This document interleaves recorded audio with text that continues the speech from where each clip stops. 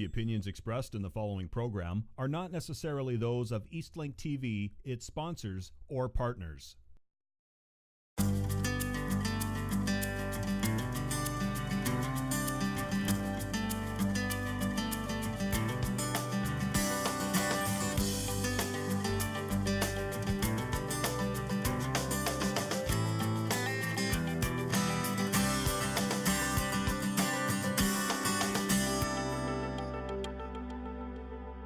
Thank you for joining us for today's Into the Studio. You know, our studio can be almost anywhere in the world, and tonight I feel like we're in Scotland. We are in the beautiful Polish Combatants Hall. I've never been here before, and we're with Holly, and Holly's going to tell us something about Highland dancing.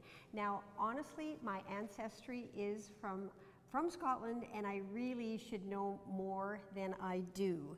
So Holly, you are my guide tonight. Can you tell me, first of all, I mean, I always notice that everyone from Scotland has the kilt, which you have. Is that a special tartan? This is the dress Mackenzie, and this is the one that the band uses as our dress. Usually practices, we just wear street clothes, but when we go out to venues or parades, we get on our kilts and go out for fun. And you look fantastic. Thank you. Do you rehearse every week? Or? We do every Wednesday at the Combatants Hall, and we have dancers, drummers, and pipers. Great. Now I notice also you have special shoes. Yes. Which I'm wearing as well. Can you tell me about these special shoes? And I've never had them on in my life. This is so exciting. These are called gillies, and they are for the Highland dance.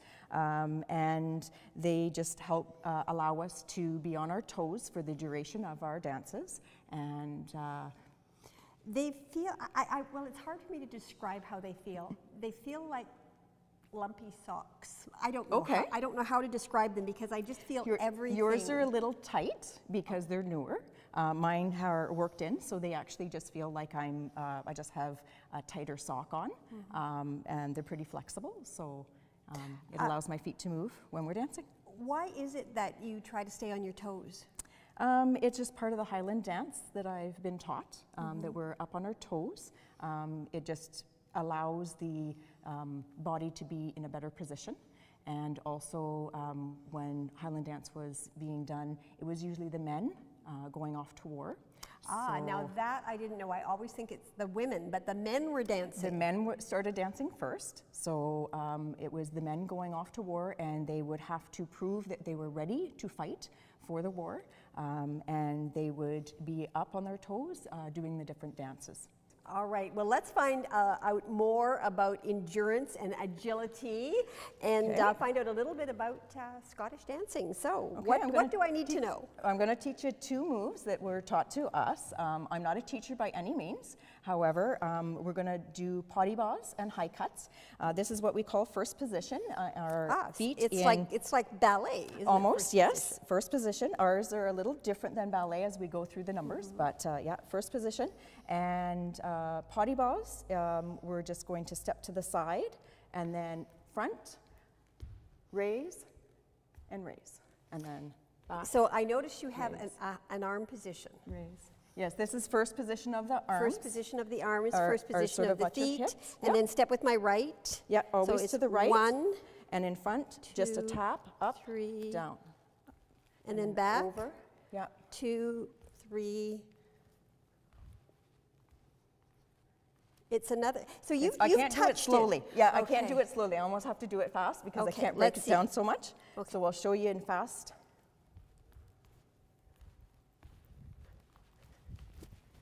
And you almost I have to go in the front a little.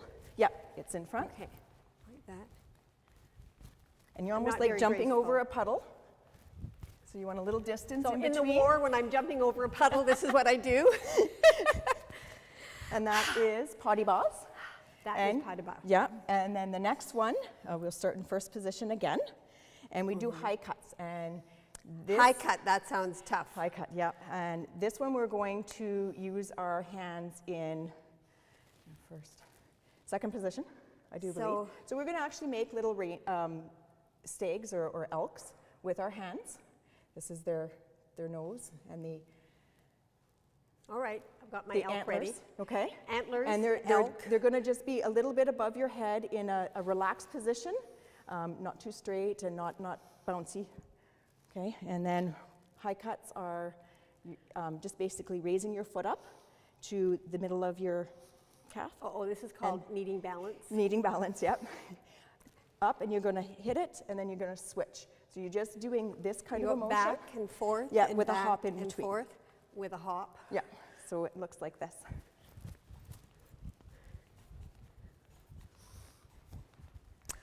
And if you get really good, some of them actually do a double tap at the back. It's a fancier move, and as you progress, especially in competitions. Can you show me? No, I can't do that. I'm not that advanced. I'm not even advanced enough to do one. I can see how exhausting it would be. Yes. And how you have to be in tremendous shape, and for the men, if you can dance, you can fight. You can fight, yes. I'm wondering if we should be showing someone who can really do the dance. So we have some dancers behind us. How old are these dancers? These dancers are between 7 and 9. 7 and 9, and how long have they been dancing? Some of them have been dancing for 2 years, and the other ones have been dancing for about 3 or 4.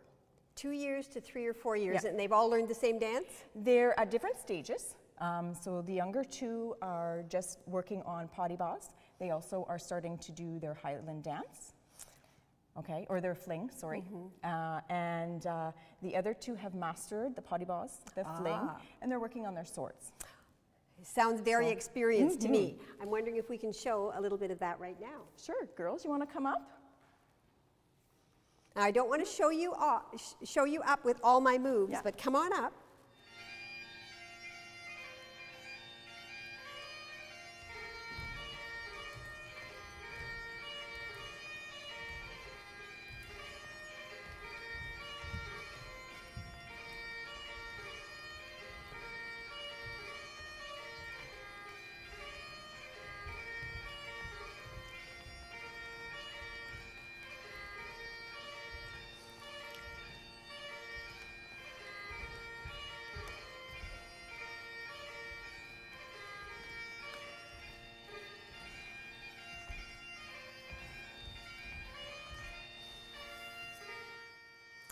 Wonderful, well done. Now you notice how I was smart enough to stand at the side. I know my limitations. If there's anyone out there who is interested in joining this group for dancing, what is it that they would do? They can go to the Sudbury and District pipe band website, which is just the name, and all the information is there, and they can come out Wednesdays when we meet and join in. So if you have a little girl, a little boy, boys and a little dance, boy, yes. And they can all come out. Is there an age limit at all, or just an age restriction? Of any kind? Some we do appreciate those that can actually pay attention and want to be here to dance and things like that. Well, I think you did an excellent job. They are completely adorable. Thank you so much for sharing You're the welcome. Highland dancing. I think I was a natural. Oh yes, you were. Thanks very You're much. welcome. Join us. We're going for a break right now, and we'll be right back.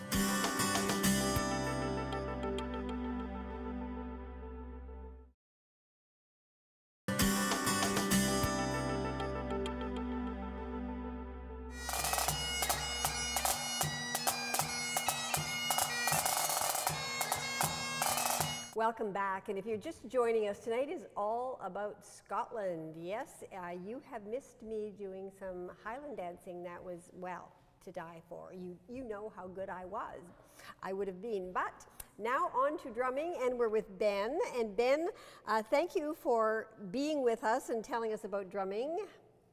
You are the instructor for the entire group, are you? Or? Well, for the drum corps, yeah. Yeah, specifically the snare line. And this is the snare in front of me? Well, this is a drum pad. You're not fooling me, Ben. Yeah, it's quite a bit different. So this is generally what we'd start a beginner on. And also, most of the time, we're practicing on the drum pads, just simply because it's a lot quieter than an actual snare drum. And also, when you have a lot of people together, it's easy just to, like we're doing right now, sit at a table. Sit around a table instead of have eating, drum you pads. drum. Yeah. exactly. I can see it. How does drumming fit into the Scottish culture? Why is it so important? Well, traditionally, drumming, and this is true across many cultures, drumming was used during war to signal commands. Obviously, because of the sound and the range you'd get, it can be heard over quite a distance.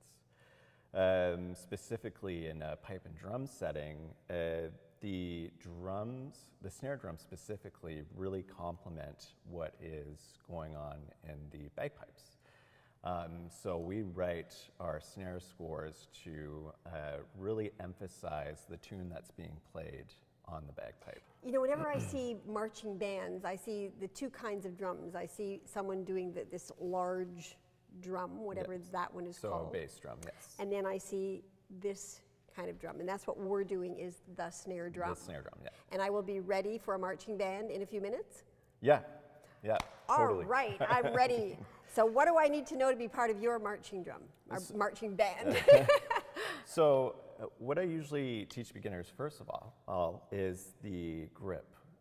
So getting the grip down is the most important part, because obviously if you can't hold the stick, it's really quite hard to play. Is this going to be like using chopsticks and I won't be able to eat if I don't use them properly? It's sounding tricky. Not quite that hard. Not quite that hard. Oh dear. So we'll start with the right hand. So on your right hand, it's almost like using a hairbrush. So that's kind of how you would hold it. So it's very light. Yeah, I have a lot of experience with that, as you can see. You brushed your hair right off your head. So your right hand, it's held very gently. And so your pinch point, or your fulcrum, is between your first finger and your thumb. And that's where you're actually holding the stick. So should it kind of balance? Yeah, that's the idea. Okay. So that's where your pivot point is. And then the rest of your fingers are essentially stopping the stick from flying around. And eventually when you get faster, they start to actually control the stick. So you go from playing slow, just like so. Yeah. Mine's bouncing pretty high. So if you just turn your palm facing down and then hit the drum, yeah, it's not bouncing as much. So, and you just keep these back fingers curled under so that they stop the stick from moving around, like that. And that's all that's to it. All right, I'm ready. There you go. So eventually when you get faster, those back fingers come into play, because now you're gonna bounce the stick. Yeah. Exactly, you're a natural. Not quite. So that's the right hand. So generally. Oh, we have to do a left now. Yes, yeah, and the left is generally trickier. So the right hand, because most people are dominant in the right hand, people pick it up really quick. Left hand is also, the grip is just kind of strange. I come from kind of a classical music background, so when I started pipes and drums, the grip took me about a year to get used to. So what you do is you put the drumstick in your hand like that, good, and then it rests between your middle finger and your ring finger, just like so, yeah, and then your thumb goes over top like that. So your thumb is what stops the stick from flying around. So when you hit the drum, yeah, you just want to curl your thumb over top like that, yeah, and that's it. You're right, it doesn't feel as natural at all. I mean, anything with my left hand does not feel natural. I also feel it falling between those fingers. So you just want to get it in between a little bit further down. Yeah. So you're just kind of cradling the stick, and the thumb goes over top. I had mine down pretty far. Should I be having it up? Yeah, I think I should have it higher. The left hand really takes a lot of time to really get comfy. So that, and same as the right hand, once you start to go faster, the thumb comes into play more.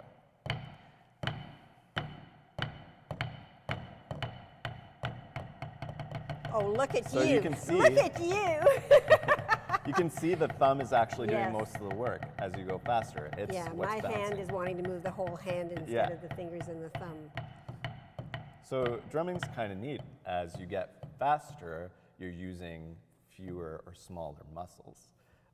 So that's the grip, and that's something I'd spend probably about a month with students, just really getting under their hands. So to And speak. how young are these students? Well, the core of us that actually march, we range. I think I'm the youngest. No, Mikey's the youngest. He's 20. So really young. Well, all right. So I'm going to now be your youngest, right? Yes, Okay, of course. I am the youngest. Now I forget already how to hold. Oh, you got it. Oh, really? It's a very, very light grip. I'm so anxious to try to hit the drum. The first thing I would teach you, and it's a rudiment is what we call it. It's kind of like the ABCs for drummers. It's called a single stroke roll. So it's just one stroke per hand. So just right and left. And this is one of our most basic rudiments. And you know what? And this is something that you could sit at home if you're just beginning, or even to someone who's more advanced might sit here and practice this for anywhere from a couple minutes to half an hour. I feel like I want to speed up. So you can speed up. Now the sticks are gonna hit one another. But there's that feeling that you want to try to do it quickly, and then Yeah. I'll get frustrated. Yeah. But I can see now how you just keep at it and at it and at it and at it, and then it starts to feel natural. Yeah, because the idea is that you want, at each speed, you want to feel very comfortable playing at that speed, and then you would speed up and so on. Well, we have pretty well reached my maximum of what I can do. It's been wonderful just feeling this, and I know it would be so much fun. You've been a great teacher. Thank you so much, and thank you for introducing us to the Scottish culture. Don't go away. We'll be right back. You have no idea what's going to happen next.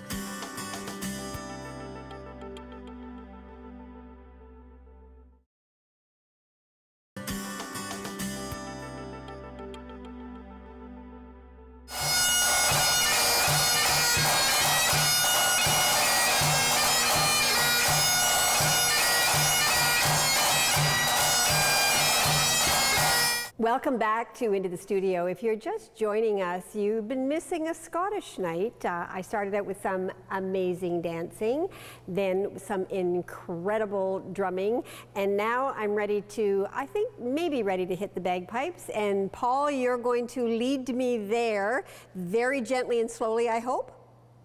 Well, we'll see. We'll see. What have we got in front of us here? Well, this is called the chanter. So the bagpipes are, they're just a set of sticks attached to an inflatable bag. And if you were to put this on a bagpipe, it would be the part that makes the sound. So when we practice to memorize tunes, practice our finger work, we don't blow up the whole thing. It's just too much work. We just take a little... I like things that aren't too much work, well, so that sounds good to me. A little easier, you know? Yeah, so we just, we take this little guy, and it's kind of a mock-up of what the chanter piece is on the bagpipes. So I have to look at which end goes in my mouth. All That's right. it, yeah. This end, That's got the that business down. end. All right. There you go, yeah. Yeah. So it's, imagine if you were playing the real thing, you'd have the bag here and the drones here. This just shortens it all and makes it easier to practice your finger work. Memorize the tunes. So I'm looking at your fingers are covering the first 3 holes. That's right, yeah. It's a little bit different. The bagpipes, you don't use the tips of your fingers like on a clarinet or a recorder. You use the middle pads, and it helps you to do everything a little bit quicker. I can barely stretch to do that, but I guess There I you just go. don't have my Yeah. fingers right. Yeah, it's just use these middle pads right here. Just stretch the fingers out a little bit so that's kind of laying flat. There you go. Yeah, you're natural. He That's knows me. perfect, Yeah. But now I feel so stiff, I don't know if I can get this into my mouth. So, It is yeah. kind of uncomfortable. Now my left hand feels comfortable. It's this right one, and I don't know why. Is that the awkward one? Is the right one, or is it just me? No, they're both awkward. Yeah. So Thank you. Just sit up nice and straight. and try to keep your elbows, just maybe 4 inches from your belly, and take a deep breath and give a little toot there. There you go. Just a minute, there's some ducks coming. Yeah, it's a double reed instrument, so this is. There's a reed inside? Yeah, there's a little reed. It's a double reed, kind of like an oboe, and this is what's making the sound. And this is a plastic version of what's inside the bagpipes, which is real cane, and much louder. So it has. That duck will never fly again. I think there's a tune called the duck. There is a tune called the duck. Is there really? Yeah.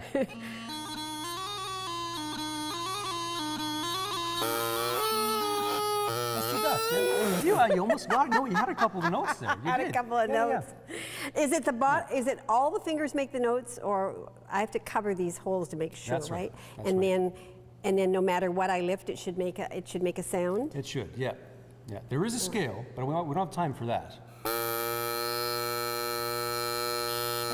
Blow a little harder, and you get the tone. There you go. That's it. Yeah. That's it. Is this supposed to sound good? Not really. The chanter isn't an instrument by itself. It just helps us to practice, that's all. It doesn't sound the best. I think I need several hours of practice. But it would be fun kind of to see the whole apparatus and the real thing. I mean, not that this isn't the real thing, but I know there's more to it. Well, there sure is. So if I think, I close my eyes and think really hard about bagpipes, maybe one will appear. You think You so? ready to work with me? All right, let's do Okay, it. close your eyes. Bagpipes. Bagpipes. Bagpipes. Oh my yeah. gosh, What it do you know? worked. Power Think thought. bagpipes, there they are. What a time All to be right. alive. Yeah. All right, so this is the actual beast right here. Now, the guy that taught me how to play, he told me that playing the bagpipes is like wrestling an 8-pound octopus that requires constant CPR and data input. Oh, I've done that. So then you could be a natural then. That's it. So all you do to get them inflated, it's a simple procedure. You start with your left hand, and you grab these 3 right here, the long one, the chanter, that's what we were practicing on, Okay. and the blowpipe, and you just flip it onto your left shoulder. No, I've done that wrong. There you go. Left shoulder, and you let everything drop. I'll show you again. I'm very confused now. If you did it wrong, what am I going to do? So, I did wrong. I didn't switch to my right hand. I'm a righty. So then I flip it to my left shoulder, grab the bag, let everything drop. And then I'm blowing into here. And you should be, 3 puffs, and you should have this puppy filled.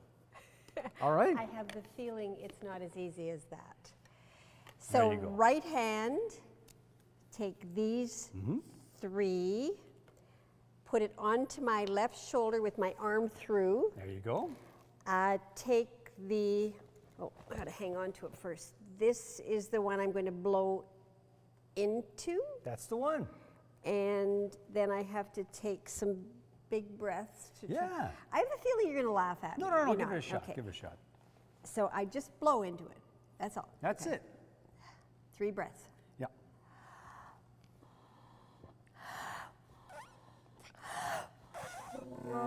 There you go. Yeah. A little bit more. Yeah. Oh, you're halfway there. There you go. Come on now. Am I going to pass out here? Well, that's always a danger. Yeah. That is a danger. In You fact, get that's lightheaded. known to happen to me on Remembrance Days. Oh, that would be terrible. Whew. So now you're going to show us how to play this.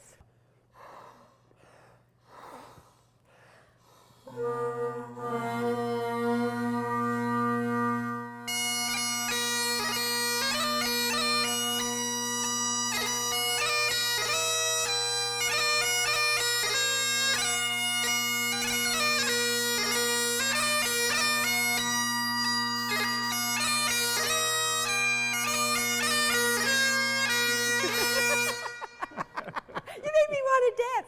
That was terrific. Is that a really hard instrument? I've heard the violin is a little harder, Really? but I've never tried. All right, well, I've got the feeling that this is number 1. I think this has to be very high up on difficulty. How long did it take you to learn it? Oh, well, I started young, so it was a little easier for me. Probably took me about a year to maybe 2. Well, I think it'd be 3 or 4 for me at least. This is very difficult, but very intriguing. I have never in my life had a bagpipe in my hands, my arms. I've never tried any of this. So this has been a terrific experience. You've been a wonderful teacher. I've had a lot of fun doing Highland dancing, drumming, and working with the bagpipes, and all with the Sudbury Drum and Pipe Band. Did I get that right? It's a Sudbury and District Pipes and Drums. And so if I want to know anything about it, all I have to do is Google it. And if I came out, would you actually teach me how to do this, do you think? Oh, you got it. We're a teaching band, all ages. All right, so anyone can come out. That's It's right. been great fun. Thank you so much. For Into the Studio, I'm Judi Straughan.